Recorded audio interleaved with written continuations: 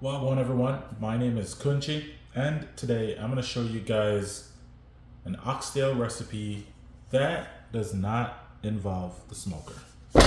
So, why am I not smoking the oxtail? Well, in truth and in fact, in Jamaica, we don't smoke the oxtail.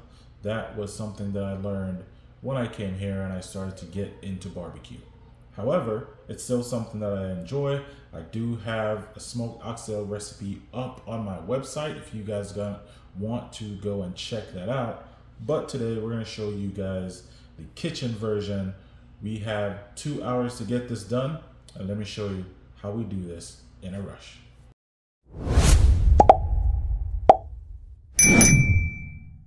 Now, of course, everything that we use is going to be linked in the description below. The recipe up on my website will be linked down there as well.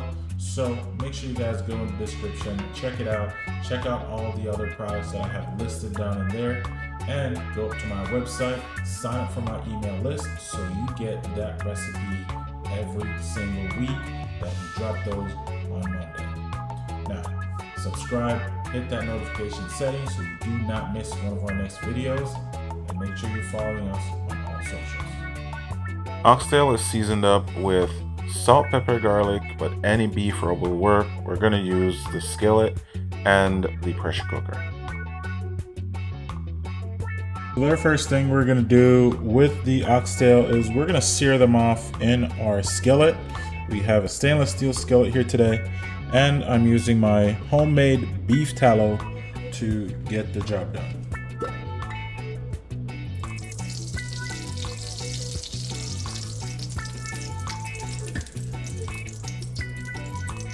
Now we have our oxtail seasoned up with just some salt, pepper, garlic, and some browning.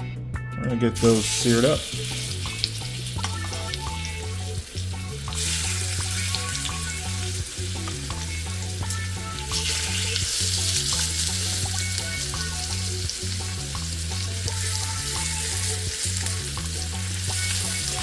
Now, if you don't care about the oxtail having a more of a brown color, you can skip the searing off step because this is not going to make or break your oxtail.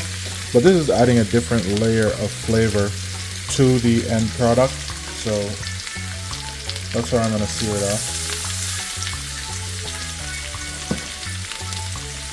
And we're just going over medium heat.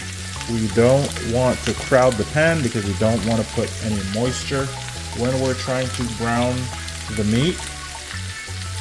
Also, we want to just use that searing, have some Maillard reaction so that we have it keep its shape, and we can lock in some of that moisture in that meat as well. That's for a few minutes.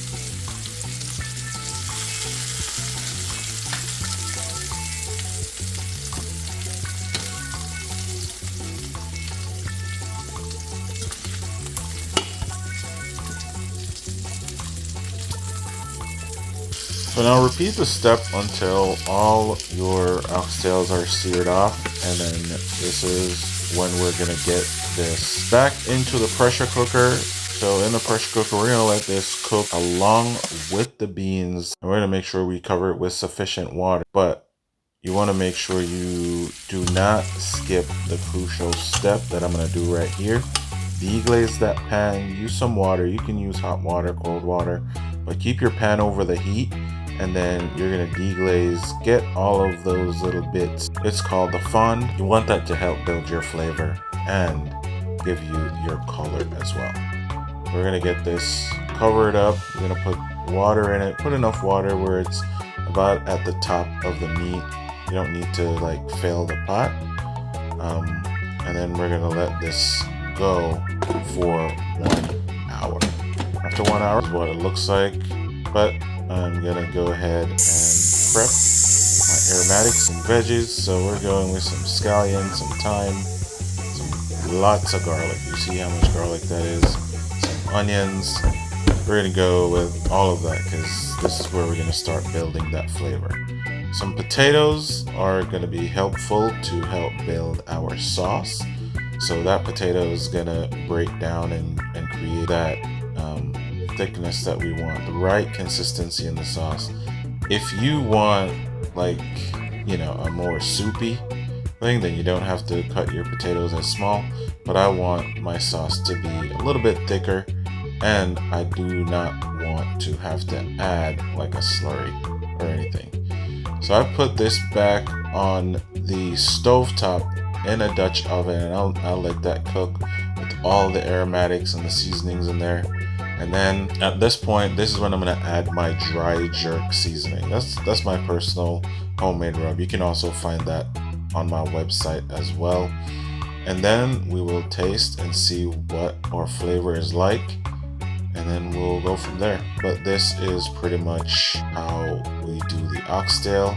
Now at this point, you want to run it over medium-high heat to reduce that liquid and create the right sauce consistency that you want. So check out the finished product. Got the finished product, and this is how I like my oxtail. Very tender, but not falling off the bone where you cannot tell what you're eating. Alright, so really tender. Let us take a bite.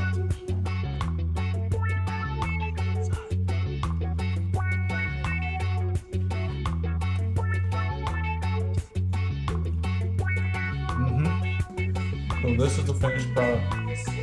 Thank you guys for checking out the whole video.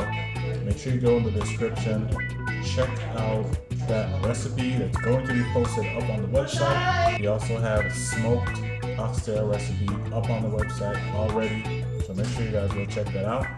Awesome.